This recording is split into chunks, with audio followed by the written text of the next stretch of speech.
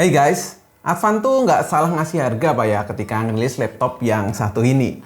Laptop dijual dengan budget 5 juta tapi dikasih body yang slim, ringan, dan terus ditenagai oleh prosesor Intel i5. Yang dilihat secara body aja udah asik banget ketika teman-teman bawa ke tongkrongan.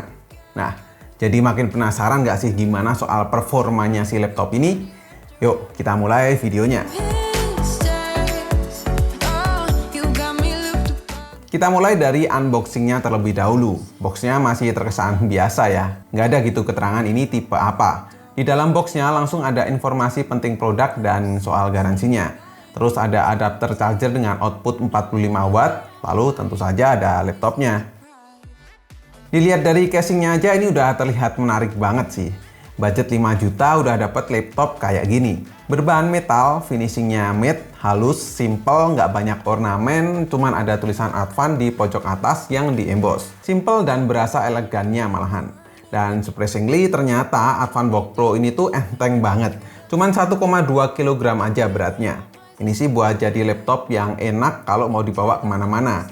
Power adapternya juga kecil gini, punya output 45 watt yang ketika ngecas butuh waktu sekitar 2 jam untuk penuh.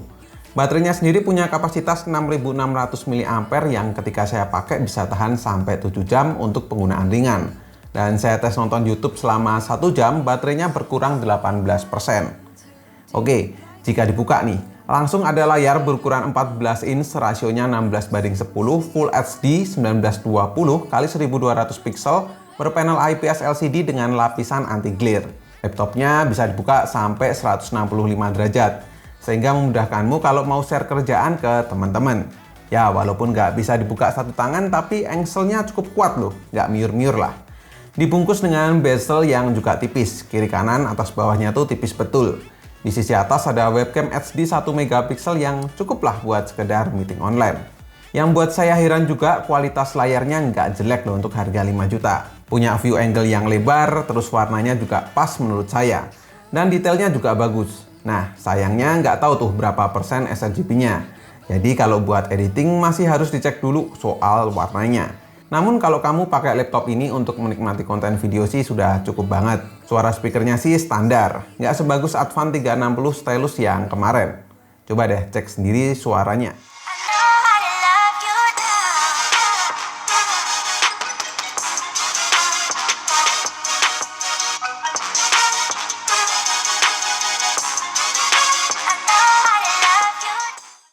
Oke, lanjut. Di bawahnya ada keyboard full size, di mana kalau menurut saya masih lebih enakan ini sih daripada yang sebelumnya Advan 360 stylus. Yang ini tuh feel keycaps-nya tuh terasa lebih empuk. Cuman yang berasa kurang feel key travel-nya yang kurang mantap. Sama masih rada berisik kalau ngetik di sini. Belum silent banget. Jadi buat saya yang terbiasa ngetik di suasana tenang tuh ngetik ada suaranya rada keganggu. Tapi balik lagi ini soal preferensi masing-masing ya. Kurangnya juga nggak ada LED backlit-nya nih, jadi kalau ngetik di ruangan yang rada redup kurang asik. But selebihnya keyboard dari Advanbook Pro tuh udah bagus untuk laptop di kelasnya, 5 juta loh ini. Karena punya body yang terbilang kecil, jadi palm rest-nya juga nggak terlalu luas. Namun untuk trackpad-nya sendiri sudah cukup banget. Klik kiri dan klik kanannya enteng, sudah support Windows gesture, dan cukup responsif juga. Kalau posisi lagi dipakai gini, tampilannya jadi kayak mirip MacBook nggak sih?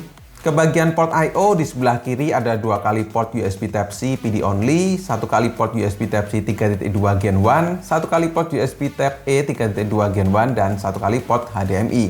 Sedangkan untuk sisi kanan ada 1 kali port USB tipe A 3.2 Gen 1, 1 kali port USB tipe A 2.0, dan 1 kali audio jack 3,5 mm. Untuk sebuah laptop tipis port I/O-nya sih lumayan komplit ya dan nggak pelit port USB. Terus gimana soal performa?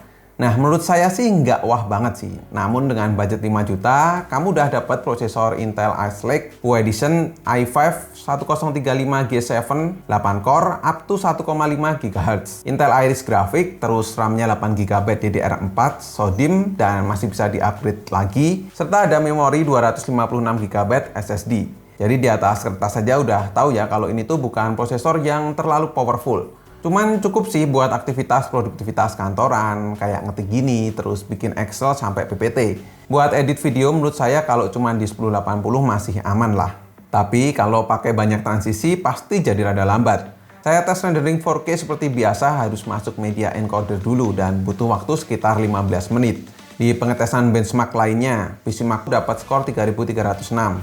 Terus di 3D Mark Timespy cuma di 674. CPU skornya sih di 2254. Lalu di Cinebench R23 multiskornya di 2552, single core-nya di 941 poin, serta SSD-nya pun juga oke kecepatannya, di 2000-an untuk read-nya dan 1700-an untuk write-nya.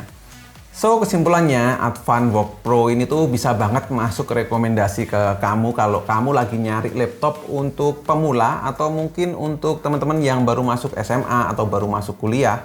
Itu tuh laptop dengan harga 5 juta tuh masuk banget buat kalian. Karena secara performa apa yang dikasih dari Advanbox Pro ini tuh udah bisa banget untuk menunjang produktivitas seperti kerja kantoran, mau editing video tipis-tipis gitu juga bisa banget. Punya body yang tipis, desain yang simple, dan itu malah bikin laptop ini tuh jadi terlihat lebih elegan. Dan ya balik lagi soal harganya. Cuman di harga 5 juta aja kamu udah dapat laptop sebagus ini. Minusnya kalau buat saya cuman di nggak adanya LED backlit di keyboard, terus feel ngetiknya yang kurang nyaman kalau pemakaian saya pribadi. Tapi ya gimana lagi, ini kan laptop di harga 5 juta. Jadi semuanya cukup dimaklumin lah ya.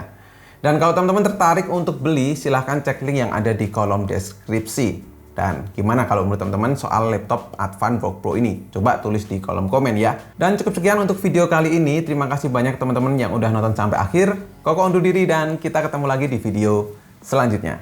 Bye-bye.